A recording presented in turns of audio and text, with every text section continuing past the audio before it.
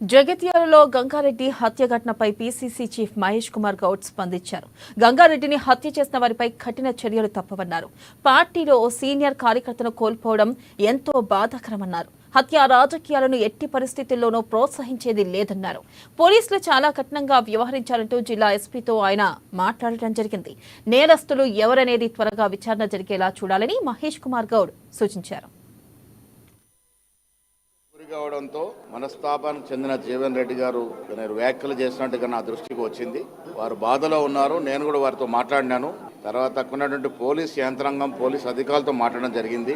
హత్య జరిగిన తీరుతెన్నులు తక్షణమే ఇన్వెస్టిగేషన్ ప్రాపర్ గా చేయాలని కూడా కోరడం జరిగింది. నిందితుడు కూడా స్టేషన్లో లొంగిపోయినట్టుగా తెలుస్తా ఉంది. ఏది ఏమైనా హత్య జరిగినటువంటి తీరుతెన్నులు, హత్యకు గల కారణాలు, నిందితుల్ని పట్టుకోవడం, ఇవన్నీ కూడా స్పీడ్ చేసి స్ట్రిక్ట్ గా వారిని ఇచ్చే విధంగా చర్యలు చెప్పడం జరిగింది. అక్కడ సీనియర్ మంత్రివర్యులు శ్రీధర్ బాబు గారితో కూడా మాట్లాడడం జరిగింది. వారు జీవన్ రెడ్డి గారితో టచ్ లో ఉన్నారు. ఏదైనా సమస్య ఉంటే సీనియర్ మంత్రిగా, అనుభవజ్ఞుడిగా శ్రీధర్ బాబు గారు దీన్ని ఛేదిస్తారు. సొంత అనుచరుడు హత్యకు గురి కావడంతో మనస్తాపానికి చెందిన జీవన్ రెడ్డి గారు వ్యాఖ్యలు చేసినట్టుగా నా దృష్టికి వచ్చింది.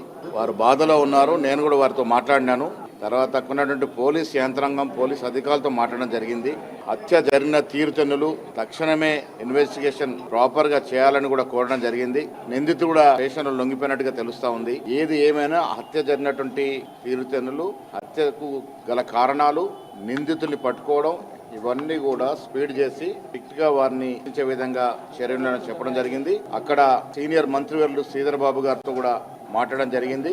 వారు జీవన్ రెడ్డి గారితో టచ్ లో ఉన్నారు. ఏదైనా సమస్య ఉంటే సీనియర్ మంత్రిగా, అనుభవజ్ఞుడిగా శ్రీధర్ బాబు గారు దీన్ని ఛేదిస్తారు. సొంత అనుచరుడు హత్యకు గురి కావడంతో మనస్తాపానికి చెందిన జీవన్ రెడ్డి గారు వ్యాఖ్యలు చేసినట్టుగా నా దృష్టికి వచ్చింది.